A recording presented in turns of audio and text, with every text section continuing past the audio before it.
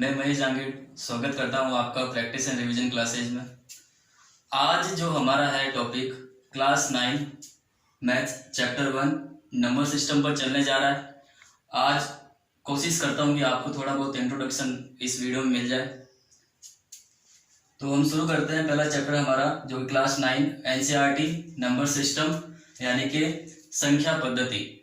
तो कोई भी टॉपिक को शुरू करने से पहले जो हमारा टॉपिक है उस नाम का मतलब समझ में होना जरूरी है हमारे पास कि हम कहना क्या चाह रहे हैं और पढ़ क्या रहे हैं।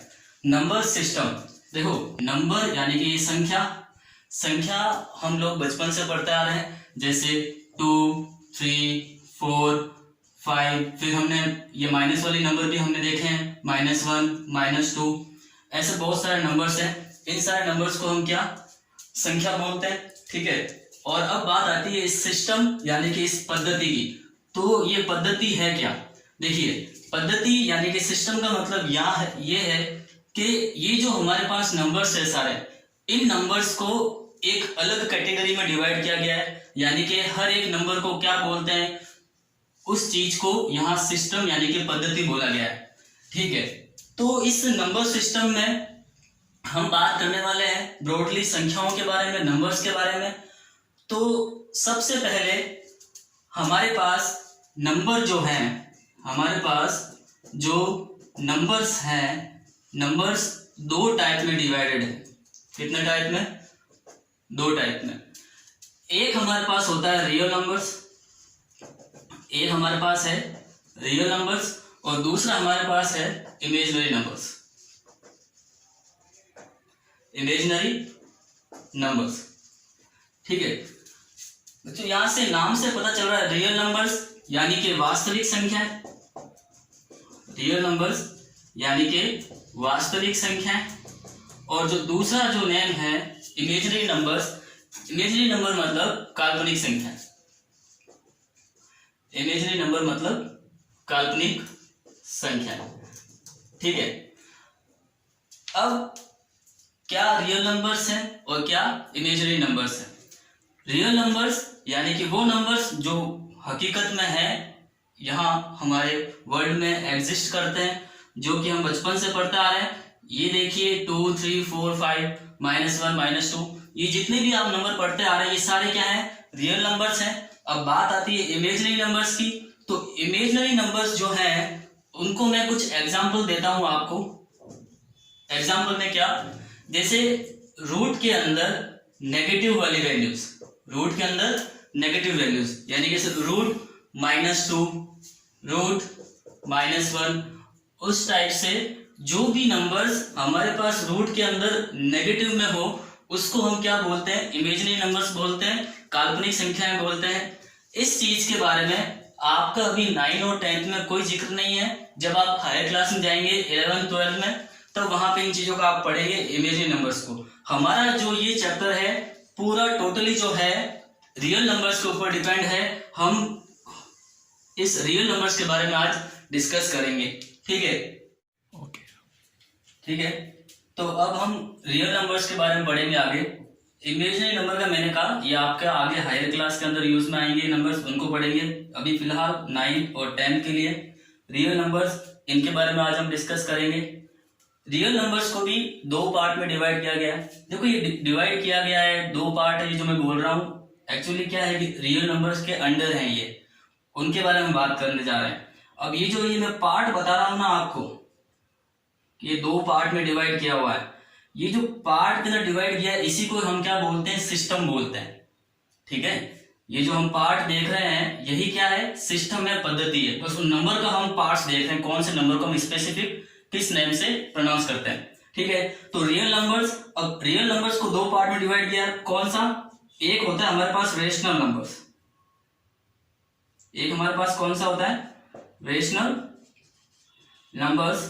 और दूसरा जो हमारे पास है जस्ट इसका अपोजिट इरेशनल नंबर्स। क्या बोलते हैं दूसरा? जस्ट इसका अपोजिट इरेशनल नंबर्स, ठीक है। रेशनल नंबर्स हिंदी में बोले तो परिमेय संख्याएं, परिमेय संख्याएं। और इरेशनल मतलब इसका जस्ट अपोजिट परिमेय, तो ये अपरिमेय संख्या, इसको हम क्या बोलेंगे, अपरिमेय संख्या। ठीक है, अब बात करते हैं रेशनल नंबर्स की। तो रेशनल नंबर्स की सबसे पहले देखेंगे इसकी डेफिनेशन, इसके बारे में और अंदर पढ़ेंगे हम। और इरेशनल नंबर के अंदर 9th क्लास के अंदर आपका इतना डिस्कस नहीं हो रखा है। इस इरेशनल नंबर की जो बात है वो 10th क्लास के अंदर हो रखी है। तो जब 10th क्लास का हमारा जो टॉपिक चलेगा तो वहां हम इसको डीपली पढ़ेंगे। अभी यहाँ 9th के लिए इस रेशनल नंबर के बारे में डिस्कस किया हुआ है। ठीक है, तो हम इस रेशनल नंबर को पढ़ेंगे। ओके बच्चों, अभी हम शुरू करने जा रहे हैं रेशनल नंबर्स, परिमेय संख्याएं। ये रेशनल नंबर्स होते क्या है, परिमेय संख्या क्या होती है। तो अगर हम बुक की डेफिनेशन के अकॉर्डिंग देखें तो बुक की डेफिनेशन में लिखा हुआ है numbers which can be written in the form of p upon q and q is not equal to 0, यानी कि वे संख्याएं जिन्हें हम p upon q के रूप में लिख सकते हैं, साथ ही q किसके बराबर नहीं होना चाहिए, 0 के बराबर नहीं होना चाहिए। तो इस डेफिनेशन को मैं समझाने की कोशिश करता हूं। देखिए लिखा हुआ है आपके numbers which can be written in the form of p upon q, यानी कि देखो जैसे मैंने लिखा 1/2, ठीक है, फिर मैं लिख रहा हूं 3/7, फिर मैं लिख रहा हूं 4/9, और भी ऐसे में p/q, यानी कि ऊपर देखिए, यहाँ पे ध्यान से देखिए, एक ये जो है ऊपर इसको बोला जाता है न्यूमरेटर, यानी कि अंश बोला जाता है, और जो नीचे ये 2 है इसको बोला जाता है डिनोमिनेटर, यानी कि हर। अब यहाँ देखो एक बारी मैंने लिखा 1/2, फिर मैंने लिखा 3/7, फिर लिखा मैंने 4/9, ऐसी बहुत सारी नंबर्स हम p/q यानी कि न्यूमरेटर एंड डिनोमिनेटर की फॉर्म में अपन लिख सकते हैं। अब ये जो मेरे पास 1 है, 3 है, 4 है, तो इनको मैंने क्या किया, इन ऊपर ही जो मेरे सारे नंबर चेंज हो रहे हैं इसको मैंने एक लिख दिया p, और यहाँ नीचे भी जो नंबर से चेंज हो रहे हैं इसको मैंने बोल दिया ये q। ठीक है, उम्मीद करता हूँ समझ में आया। 1/2, 3/7, 4/9, ये देखो सारे ये रेशनल नंबर्स हैं। ठीक है, ये सारे क्या हैं, रेशनल नंबर्स हैं। और मैंने साथ में देखो यहाँ बोल रखा है and q is not equal to 0। क्या है, q is not equal to 0। अब ये q is not equal to 0 ये क्या है, इसने कि क्यों बोल रखा है, इसको मैं समझाने की कोशिश करता हूँ। ठीक है, तो यहाँ से ध्यान से देखिएगा। देखिए जैसे मैंने लिखा यहाँ पे 1/2, इस 1/2 को ये लिखने का मतलब क्या है, इसका लिखने का मतलब ये है कि अगर मैं 1 को 2 से डिवाइड करता हूं, ऐसा लिखा जाएगा। ठीक है, तो इस अब क्या करना है, 1 को डिवाइड करना है 2 से।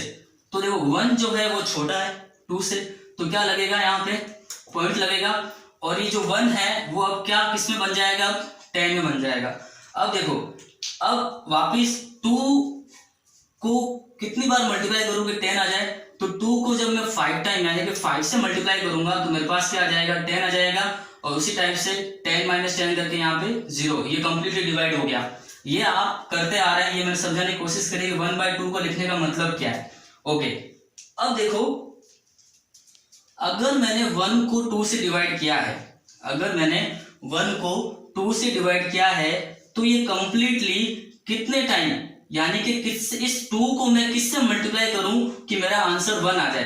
तो आपने ये देखा जब मैंने 1 को डिवाइड किया 2 से तो मेरे पास ये जो आंसर है ये मुझे क्या मिला, 0.5, तो ये मैंने लिखा 0.5। ठीक है, अब इस 0.5 को अगर मैंने लिख दिया, अब मैं अगर आपसे पूछूं कि बताओ ये जो 0.5 है ये आपका आंसर जो आया ये सही है या गलत है, तो आप क्रॉस चेक करके बताएंगे। यानी कि अगर मैं यहाँ डिवाइड कर रहा हूं तो आप क्या करेंगे, आप मल्टीप्लाई करके मुझे क्रॉस चेक करेंगे वापस। यानी कि अगर आप इस 2 को 0.5 से क्या करें, मल्टीप्लाई करते हैं, अगर इस 2 को 0.5 से अगर आप मल्टीप्लाई करते हैं तो आपके पास आंसर क्या आना चाहिए, 1 आना चाहिए। क्लियर दिख रहा है यहाँ पे, अगर 2 को मैं 0.5 से मल्टीप्लाई करूंगा तो मेरे पास क्या आंसर आएगा, 1 आएगा। उसी टाइप से एक और एग्जांपल देखिए, 12/4 लिखा मैंने। ठीक है, तो अगर मैं 12 को डिवाइड करूं 4 से तो इसका आंसर क्या आएगा, 3 आएगा। अब मैं बोलूं आप सही है या गलत चेक करो, क्रॉस चेक करो, तो आप क्या करोगे, 4 को 3 से मल्टीप्लाई करोगे, आंसर क्या आना चाहिए, 12। एग्जैक्टली हमें 12 मिल रहा है। तो ये चीज क्या है, जैसे ये मैंने कहा कि 12 को डिवाइड करो 4 से, 1 को डिवाइड करो 2 से, तो आपको जो आंसर मिल रहा है, तो आप इसको एग्जैक्टली डिफाइन कर सकते हैं कि मैंने अगर 12 को 4 से किया है, डिवाइड किया है, तो आंसर क्या आ रहा है, 3 आ रहा है, यानी कि 4 को 3 से मल्टीप्लाई करने पे क्या आंसर आ रहा है, 12। अब अगर मैं लिखूं यहाँ पे, जैसे मैंने लिखा कि 2 को डिवाइड करो 0 से, 2 को डिवाइड करो 0 से। अब 2 को डिवाइड करो 0 से कहने का मतलब क्या, यानी कि 0 को ऐसा कौन से नंबर से मैं मल्टीप्लाई करूं कि मेरे पास आंसर आना चाहिए 2। अब जैसे मैं 2 को डिवाइड किया 0 से, मान लो आंसर 0 आया, ठीक है, कोई कहेगा 1 आएगा, कोई कहेगा 2 आएगा। अच्छा भाई ये 0 आया, ये 1 आया, ये 2 आया, सबके अलग अलग आंसर होंगे। अब मैं बोल रहा हूँ ये जो आपके आंसर आए हैं, बताओ ये सही है या गलत। तो आप क्या करो, जैसा मैंने यहाँ पे बताया कि वापस जो आंसर आया उसको मल्टीप्लाई करो, और जो आंसर आया है मल्टीप्लाई करने पर जो हमारे पास न्यूमरेटर था वो आना चाहिए। तो देखो यहाँ पे 0 को जब मैं 0 से मल्टीप्लाई करता हूं, 0 को जब मैंने 0 से मल्टीप्लाई किया तो क्या आपको 2 मिल रहा है क्या? 0 को जब 0 से मल्टीप्लाई किया तो क्या आपको यहाँ 2 मिल रहा है? भाई ये तो थोड़ी मिलेगा। 0 को 0 से मल्टीप्लाई करने पे क्या कभी 2 आया है जिंदगी में? नहीं आया। 0 को 0 से मल्टीप्लाई करने पे क्या आता है? 0 आता है। चलो ये गलत हो गया। अब किसने बोला भाई ये 1 आया आंसर, तो क्या करो, वापस क्रॉस चेक करो, भाई 1 आया तो क्यों आया? तो जब आप 0 को 1 से मल्टीप्लाई करोगे तो आंसर क्या आना चाहिए? 2 आना चाहिए। क्या ये 2 आ रहा है क्या? ये 2 तो नहीं आ रहा। उसी टाइप से 0 को 2 से मल्टीप्लाई करने पर भी 2 कभी भी नहीं आएगा। यानी कि ये चीज तो आप डिफाइन नहीं कर पा रहे हो। जो ये चीज यहाँ मैंने बताया था आपको, डिफाइन करके बताओ कि 1 को 2 से अगर डिवाइड किया है, अगर आपका आंसर 0.5 आ रहा है तो वापस क्रॉस चेक करने पे 2 को 0.5 से मल्टीप्लाई करने पे क्या आना चाहिए? 1 आना चाहिए। 12 को 4 से डिवाइड किया तो आंसर क्या आ रहा है? 3 आ रहा है। यानी कि 4 को 3 से मल्टीप्लाई करने पर आंसर क्या आना चाहिए? 12 आना चाहिए। ये चीज हम डिफाइन कर पा रहे हैं, लेकिन इस चीज को हम डिफाइन नहीं कर पा रहे हैं। इस चीज को हम डिफाइन नहीं कर पा रहे हैं। यहाँ हमें कोई एक एग्जैक्ट आंसर नहीं मिल रहा है, यानी कि इस चीज को हम डिफाइन नहीं कर पा रहे हैं। तो इसीलिए ये जो नीचे ये जो क्यू लिख रखा है ये 0 के इक्वल नहीं होना चाहिए। उम्मीद करता हूं कि ये आपको समझ में आया हो कि क्यू जो है 0 के इक्वल क्यों नहीं होना चाहिए। अच्छा, डेफिनेशन भी सिंपल है भाई, रटने वाली चीज है भाई, जिसको समझना है वो मैंने अच्छे से समझा दिया है। Numbers which can be written in the form of p upon q and q is not equal to 0, वे संख्याएं जिन्हें हम p अपॉन q के रूप में व्यक्त कर सकते हैं, लिख सकते हैं। साथ ही q 0 के बराबर नहीं होना चाहिए। क्यों नहीं होना चाहिए आप सब देख ही चुके हैं।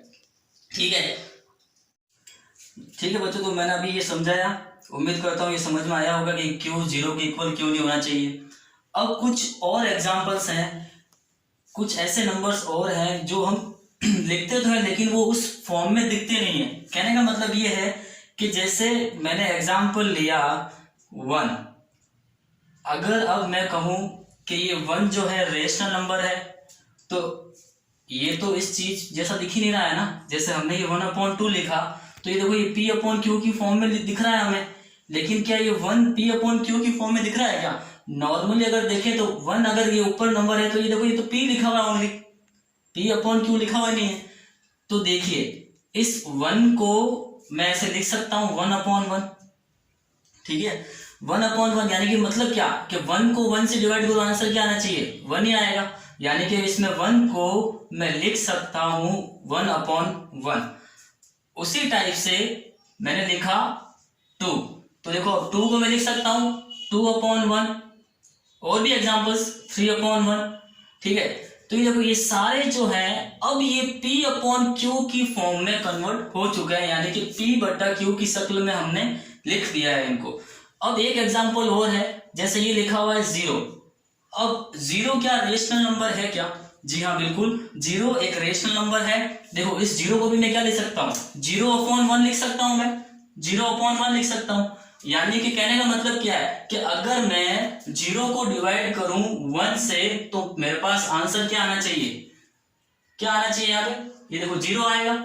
यानी कि 1 को 0 से मल्टीप्लाई करूं तो 0 आ रहा है। यस बिल्कुल 0 मिल रहा है। यानी कि इसमें 0 को लिख सकता हूं 0/1। मैंने ये नहीं बोला था कि P 0 नहीं हो सकता। मैंने ये बोला था कि Q 0 नहीं हो सकता, यानी कि अपॉन में जो वैल्यू है वो 0 नहीं होनी चाहिए, ऊपर तो 0 हो सकती है। तो देखो ये P अपॉन Q की फॉर्म में हमने लिख दिया है। तो नंबर्स डायरेक्टली लिखने पर, यानी जैसे 1 लिखा हुआ था, डायरेक्टली लिखने पर हमें पता नहीं चल रहा था कि ये P अपॉन Q की फॉर्म में, लेकिन अगर मैंने इसको 1 अपॉन 1 कर दिया, 2 अपॉन 1 कर दिया, तो अब ये हमें P अपॉन Q की फॉर्म में दिख रहे हैं। ठीक है, तो 1 2 3 4 ये जितने भी नंबर्स हैं ये सारे के सारे क्या हैं, रेशनल नंबर हम लिख सकते हैं। तो आज के लिए थोड़ा यहीं तक देखते हैं, बाकी का अगला जो है इंट्रोडक्शन, इस रेशनल नंबर को भी आगे फर्दर डिवाइड किया हुआ है, किस टाइप से आगे कौन से नंबर है, क्या सिस्टम और चलेगा आगे, वो हम नेक्स्ट क्लास में डिस्कस कर लेंगे। आज के लिए इतना ही काफी है। उम्मीद करता हूं कि जो भी मैंने पढ़ाया है, जो भी मैंने समझाया है, जितना भी पढ़ाया है, हालांकि ज्यादा नहीं है लेकिन समझ में आया हो। अगर आपको ये वीडियो अच्छा लगा है तो इसको लाइक करें, शेयर करें और सब्सक्राइब करें हमारे चैनल को। आपका एक सब्सक्राइब हमको और आगे मोटिवेट करेगा। ओके, धन्यवाद।